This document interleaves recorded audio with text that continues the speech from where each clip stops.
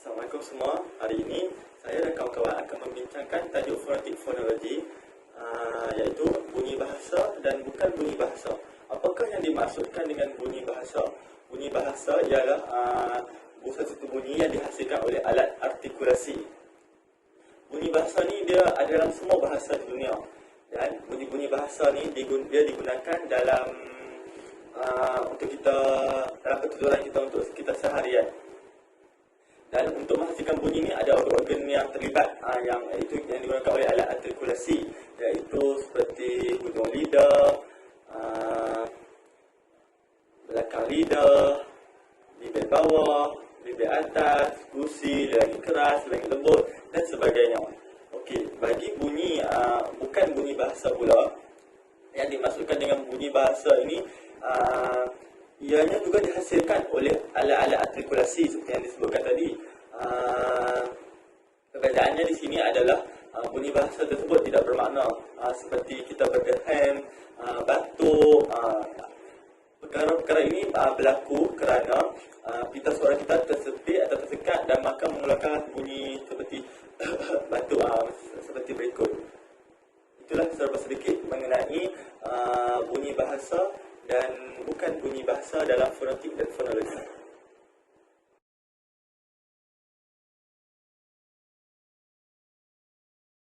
Okey, baiklah. Seterusnya kita akan melihat bagaimana bunyi ini dapat terhasil. Apabila kita bertutur, kita mengeluarkan bunyi. Bagaimana bunyi ini terhasil? Okey. Bagi langkah yang pertama, untuk penghasilan sesuatu bunyi bahasa, ia akan bermula daripada paru-paru, gelombang paru-paru, iaitu gelombang yang lahir daripada paru-paru yang mempunyai udara. Dia akan melalui pita suara yang berada di dalam halkup, dan pita suara itu akan melalui ruangan teka, iaitu trachea kita di sini, dan udara tersebut akan melalui rongga mulut dan rongga hidung. Jadi maka ia akan mengeluarkan bunyi bahasa yang bermakna. Itu serba sedikit mengenai penghasilan bunyi bahasa. Okey, baiklah. Seterusnya kita akan membincangkan peranan alat artikulasi. Bagaimanakah alat artikulasi ini memainkan peranan dalam pengeluaran bunyi bahasa? Okey, seperti yang kita ketahui, alat artikulasi ini amat penting bagi menghasilkan bunyi bahasa seperti vokal, konsonan dan diftong. Dan perkara-perkara ini akan melahirkan bunyi-bunyi bahasa yang berfungsi dalam pertuturan kita.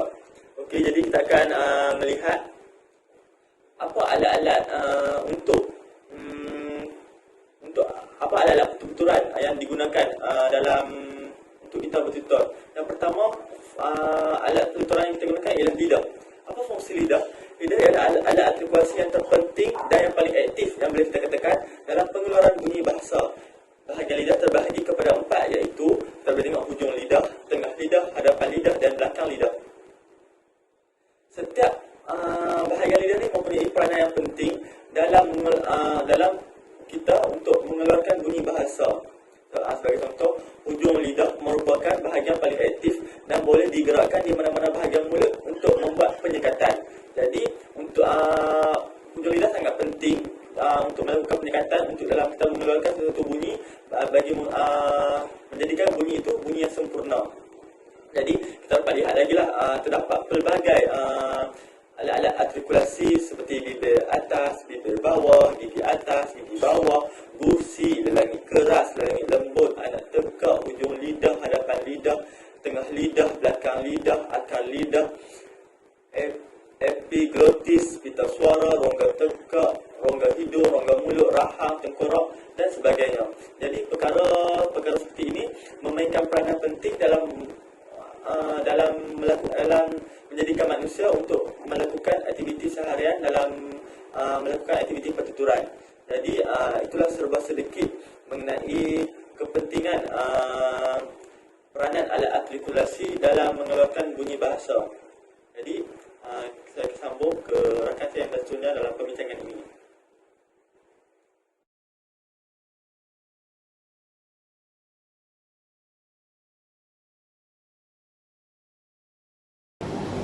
Apakah bunyi vokal?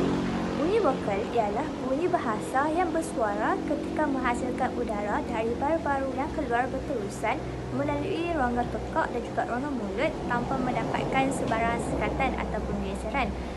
Dengan kata lain, bunyi-bunyi vokal ini mempunyai ciri-ciri seperti bersuara, udara keluar dari paru-paru berterusan dan juga udara keluar tanpa sekatan ataupun geseran. Apakah bunyi vokal dalam bahasa Melayu? Dalam bahasa Melayu, terdapat 7 perhasilan bunyi-bunyi vokal, iaitu vokal hadapan sempit atau tinggi seperti I, contohnya ibu, vokal hadapan separuh sempit atau separuh tinggi iaitu emak, vokal hadapan separuh luas ataupun separuh rendah iaitu he, seperti usaha, vokal hadapan luas ataupun rendah iaitu a, seperti ayam, vokal belakang sempit atau tinggi u, seperti ular, vokal belakang separuh sempit o, seperti otak, dan akhirnya vokal tengah e, iaitu ekor. Perhasilan bunyi-bunyi vokal dapat ditentukan oleh beberapa ciri tertentu, iaitu keadaan bibir dihamparkan atau dibunarkan, bahagian lidah yang terlibat sama ada depan lidah ataupun belakang lidah, turun naik lidah sama ada dinaikkan setinggi-tingginya ataupun dinaikkan sedikit atau diturunkan. Lepas tu keadaan langit lembut sama ada dinaikkan, dan juga udara dari paru-paru keluar melalui rongga mulut sahaja, iaitu untuk menghasilkan bunyi-bunyi vokal ataupun oral, atau dinaikkan tetapi tidak rapat sehingga udara dari paru-paru keluar melalui rongga mulut dan juga rongga hidung, iaitu dapat menghasilkan bunyi-bunyi vokal yang disenarkan, dan keadaan glotis akan dirapatkan, dan semasa udara keluar dari paru-paru pita suara akan bergetar. Berdasarkan soalan 2, saya telah berjaya melukis seperti mana soalan minta. Okey, umumnya dalam fonetik dan fonologi terdapat bunyi-bunyi bahasa yang dihasilkan yang berfungsi sebagai bunyi dalam pertuturan.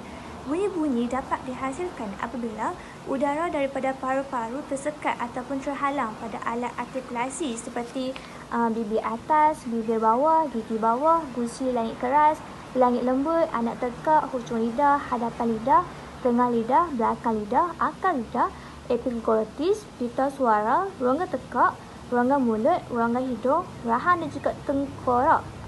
Dengan bantuan alat artikulasi tersebut, bunyi yang dihasilkan akan membawa bunyi yang berbeza-beza dan akan menghasilkan bahasa yang mempunyai maknanya yang tersendiri. Secara amnya, di dalam bahasa Melayu terdapat golongan bunyi iaitu bunyi vokal, konsonan, konsonan pinjaman, nasal dan diftong. Alat artikulasi akan berperanan untuk menghasilkan bunyi vokal konsonan, konsonan pinjaman, nasal dan diftong atau dikenali sebagai fonem. Fonem bersifat abstrak, namun apabila berdiri dengan rentetan fonem yang lain akan terhasil makna. Fonem-fonem yang disusun dalam kata ataupun ayat akan melalui proses yang dinamakan suprasegmental. Ini hasil lukisan yang telah saya lukis. Okey, baiklah kawan-kawan. Kalian nak tahu tak apa perbezaan antara vokal depan sempit dan juga vokal depan luas? Okey, sebenarnya yang membezakan kedua-dua vokal ni ialah pertama huruf vokal tersebut, yang kedua yang membezakannya ialah kedudukan depan lidah. Okey, untuk vokal depan sempit, depan lidah ni ketika menyebutnya, depan lidah akan dinaikkan tinggi tanpa menyentuh lelangit keras. Manakala bagi vokal depan luas, depan lidah akan diturunkan dan berada pada tahap yang paling bawah, seperti rajah ini. Okey, apabila kita menyebut huruf vokal depan sempit, iaitu huruf I, depan lidah akan dinaikkan tinggi tapi tanpa menyentuh lelangit keras. Manakala untuk huruf vokal depan luas, iaitu huruf A, depan lidah akan berada pada kedudukan yang paling rendah, iaitu di sini, tinggi, rendah. Ini merupakan kedudukan depan lidah. Okey, yang seterusnya yang membezakan vokal depan sempit dan juga vokal depan luas ialah huruf itu sendiri. Untuk vokal depan sempit, hurufnya ialah I. Hurufnya ialah I. Manakala bagi vokal depan luas, hurufnya ialah A. Hurufnya ialah A. Namun, kedua-dua vokal ini, ia mengalami proses untuk mengeluarkan bunyi vokal ini dengan sama. Yang pertama, selepas depan lidah dinaikkan tinggi tanpa menyentuh lelangit keras, lelangit lembut akan dinaikkan ke belakang rongga tekak untuk menutup saluran rongga hidung. Kemudian, udara daripada paru-paru akan keluar melalui rongga mulut. Kemudian, pita suara pun bergetar dan juga bibir akan terhampar ketika menyebutnya. Contoh perkataan ikan. Ikan. Kemudian perkataan tipu. Tipu. Kemudian perkataan topi. Topi. Pi. Bibir akan terhampar. Okey, kemudian begitu juga dengan vokal depan luas. Setelah depan lidah diturunkan pada tahap yang paling bawah, lelangit lembut akan dinaikkan ke belakang rongga tekak untuk menutup saluran rongga hidung. Kemudian udara daripada paru-paru akan keluar melalui rongga mulut dan pita suara pun bergetar dan bibir pun terhampar ketika menyebutnya. Contoh perkataan dia. Dia. Kemudian agar. Agar. Kemudian perkataan mata. Mata. Bibir terhampar juga. Okey. Jelas tak kawan-kawan? Okey, hai. Okey, tadi kita dah tengok perbezaan di antara vokal depan luas dengan vokal depan sempit. Vokal depan luas tadi kita dah tengok adalah membezakan penghasilan bunyi A dan juga penghasilan bunyi I. Okey, A dan I. Okey, sekarang kita nak tengok apa pula perbezaan di antara vokal depan sempit dengan vokal belakang sempit. Dua-dua sempit, tapi yang membezakan adalah belakang dan depan. Okey, kita tengok yang depan dululah. Okey, yang vokal depan sempit ni, apa yang kita tahu adalah dia adalah untuk menghasilkan bunyi I daripada vokal I. Okey, macam mana nak menghasilkan bunyi I? Okey, organ-organ yang terlibat ni adalah bila dia melibatkan vokal depan, iaitu vokal depan, dan maka lidah yang terlibat adalah lidah depan. Lidah yang ni. Lidah depan ni dia akan, waktu kita sebut I tu, lidah depan dia akan naik tinggi tanpa menyentuh lelangit keras. I, cuba sebut. I. Dan hujung lidah waktu tu akan berada pada titik yang paling tinggi di bahagian depan mulut. Perasan tak? I. Dan dekat bahagian sini, dekat bahagian mana? Bukan. Dekat bahagian rongga tekak ni, waktu tu langit lembut kita dia akan naik. Dia akan naik sebab apa? Sebab dia nak tutup lah bahagian rongga hidung. Bila dia naik, dia akan diangkat ke belakang rongga tekak. Dan pada ketika itu rongga hidung kita tertutup. Sebab bunyi yang kita nak hasilkan ni adalah keluar melalui mulut. Okey. Dan keadaan paru-paru kita, udara dari paru-paru ni dia akan keluar melalui rongga mulut tanpa sekatan. Kenapa tanpa sekatan? Okey, sebab bila kita menghasilkan bunyi I, vokal ni, daripada bunyi huruf vokal ni, dia dihasilkan dengan jelas. Betul tak? Jadi, dia tak ada apa-apa halangan lah. Bunyi dia pun jelas, I. Okey, dan pada ketika itu, kita perasan bahawa pita suara kita bergetar. Sebab yang ni, dia melibatkan organ yang bersuara. Apa ni? Bunyi yang bersuara. Bukan organ bunyi. Bunyi yang bersuara. Jadi I ni adalah bunyi yang bersuara. Kalau vokal ni, bunyi dia adalah bunyi-bunyi yang bersuara. Jadi waktu tu, kita sebut I tu, pita suara bergetar. Glotis kita ni bergetar. Dan bibir kita, apa yang kita nampak di luar ni, dia akan terhampar. Tengok. I, terhampar. Luas kan? Luas. Jadi contohnya apa yang bunyi I? Okey, contohnya ikan. Lagi topi. Lagi siku. Lagi pisau. Dia akan terhampar keadaan dia. Berbeza dengan vokal belakang sempit. Okey, bila kita cakap mengenai vokal belakang, jadi organ lidah kita yang terlibat ni adalah melibatkan organ lidah bahagian belakang. Okey, tadi depan. Jadi lidah, hujung lidah ni. Jadi kalau belakang, yang belakang tu yang dekat dengan anak tekak tu. Okey, pada ketika kita nak bunyikan huruf U ni, nak bunyikan bunyi U, okey, belakang lidah kita ni akan diangkat tinggi ke langit lembut. Okey, kalau kat belakang, dekat dengan anak tekak tu, kat belakang ni, tak boleh tu. Belakang, kan? Anak langit kita tu lembut. Jadi pada waktu itu dia akan terangkat dan tidak menyentuh dia akan diangkat tinggi ke langit lembut dan tak menyentuh. Belakang lidah ni dinaikkan setinggi yang mungkin seperti merapati langit keras. Cuba sebut Okey. Okey. Bila bunyi U tu, dia nampaklah kata kita akan rasa yang di langit keras ni dia rapat. Keadaan dia rapat, okey. Dan pada ketika itu langit lembut kita akan diangkat ke atas macam yang vokal depan tadi, langit lembut kita akan diangkat ke atas dan dinaikkan dan diangkat ke belakang rongga tekak. Naik pasal dia naik. Rasa dia naik. Waktu tu lah rongga hidung kita tertutup. Sebab bunyi yang dihasilkan ni adalah melalui mulut. Udara dari paru-paru ni akan keluar melalui mulut, rongga mulut tanpa sekatan.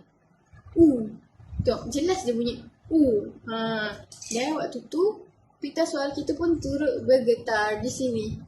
Pita suara kita bergetar untuk masukkan bunyi cuba. Rasa kan gelombang dia tu. Okey, dan secara fizikalnya, secara luarannya kita nampak yang bibir kita ni bundar, menjadi bundar. Betul tak? Tu. Contoh lah. Sudu. Sudu tu. Su dengan du tu. Muncung mulut. Bundar. Mulut kita muncung lah. Tapi perhasilan bibir kita tu bundar lah. Lepas tu, apa lagi? Pintu. Tupai. Apa lagi? Rumah. Tengok, bibir kita bundar bila kita menghasilkan bunyi Jadi di situlah perbezaan antara vokal depan sempit dengan vokal belakang sempit. Yang mana kita boleh tengok bahawa vokal depan sempit ni kita menggunakan lidah pada bahagian hujung yang depan. Manakala kalau vokal belakang sempit kita guna lidah yang pada belakang. Okey, lepas tu kalau penghasilan vokal depan sempit, dia akan membentuk bibir kita yang terhampar. Manakala vokal belakang sempit dia membentuk bibir kita yang bundar. Sebab bundar pun dia macam tu. Hampar. Tengok. Okey, tak adalah lawak je. Okey. Jadi yang itulah perbezaan dia. Vokal depan sempit untuk menghasilkan bunyi I dan vokal belakang sempit untuk menghasilkan bunyi U. Jadi tengok betul-betul macam mana nak hasilkan, jangan saja bunyi I pula. Jadi okey, kita dah nampak apa yang berbeza di antara vokal depan sempit dan juga vokal belakang sempit. Yang sama dekat sini adalah dari segi langit lembut tu akan dinaikkan, lepas tu diangkat pula ke belakang rongga tekak untuk tutup bahagian rongga hidung tu supaya udara yang keluar daripada paru tu akan melalui mulut. Okey, yang tu yang sama dan pita suara akan bergetar. Yang tu 3 langkah yang akan sama. Yang membezakan kedua-dua vokal yang terhasil ni adalah dari segi awal dia. Kalau yang depan, lidah dia akan lidah hujung dia akan angkat. Kalau yang vokal belakang ni, lidah belakang. Kalau yang depan tu, apa yang berbeza dia? bibir dia terhampar, kalau yang belakang bibir dia bundar. Begitu. Jadi semoga boleh dibezakanlah di antara vokal depan sempit, vokal belakang sempit dan juga vokal depan luas supaya bunyi yang kita hasil tu jelas. Okey. Setakat itu sahaja daripada Mulia. Okey, bye-bye. Assalamualaikum.